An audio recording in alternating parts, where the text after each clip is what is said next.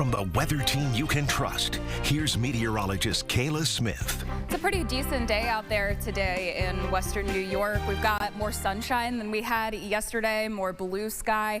Temperatures pretty comfortable. We were getting into the low 80s, some of us starting to dip back into the upper 70s, but overnight we're going to be seeing those temperatures falling into the mid to low 60s. Overall pretty comfortable in that regards, though we do have those dew points rising as we do have a lot of moisture that's going to be heading our way, particularly with a very slow moving low pressure system. Today the activity is much more isolated. We've had a couple showers popping up in Yates County.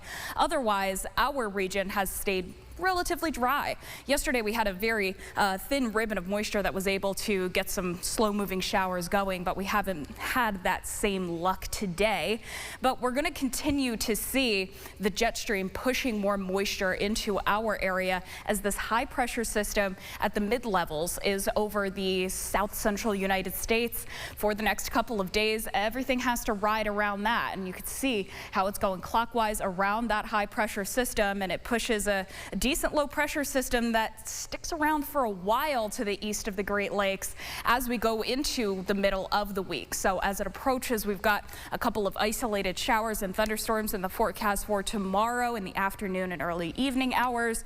But then those rounds of showers and thunderstorms start to ramp up a bit on Tuesday, and then more so just rain showers on Wednesday with maybe a little bit of convection in there. And it's not so much the severity of thunderstorms that we're concerned about. It's more so rather the amount of rain that's going to be dropped on us over the course of a couple of days, and at times over the course of small periods of time. There's going to be a concern for some flash flooding there if certain areas are getting hit multiple times or just one time for too long of an amount of time over the next couple of days. So if you haven't seen showers today, there's a good chance you probably won't for the rest of tonight. We'll be dry as we head into tomorrow morning. Some sunshine there. Once you get into the afternoon, into the PM hours, that's when you start to see some of that more isolated activity popping up. Again, you could have some very isolated cases of some stronger wind gusts within some of these isolated thunderstorms.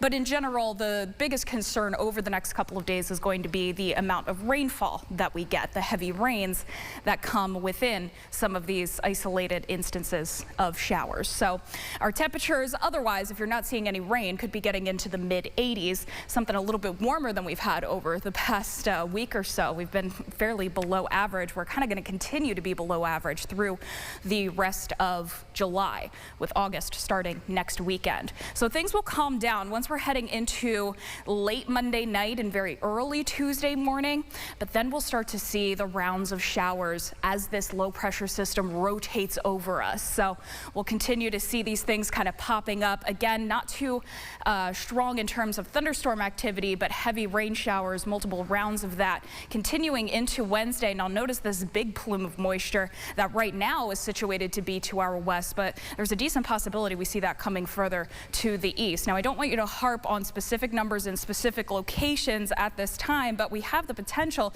to see a couple inches of rain over the next couple of days. So this is where the concern is. It's just going to be a matter of where exactly which towns are going to end up with the heaviest amounts of precipitation. Now, one other thing that high pressure system is funneling into our area is some of the wildfire smoke from the Pacific Northwest. So that's going to be getting moved into our upper atmosphere. It's not so much going to be impacting our air quality just yet, but that's something we're going to be keeping an eye on. Temperatures, especially into Wednesday and Thursday, going to be getting a little bit on the cooler side, back into the low to mid 70s before we can get back to the 80s by the end of the week. It has been feeling a lot better. The breeze has been there. You can kind of feel the temperatures getting down. I think with the rain, it kind of helps with that too, but right.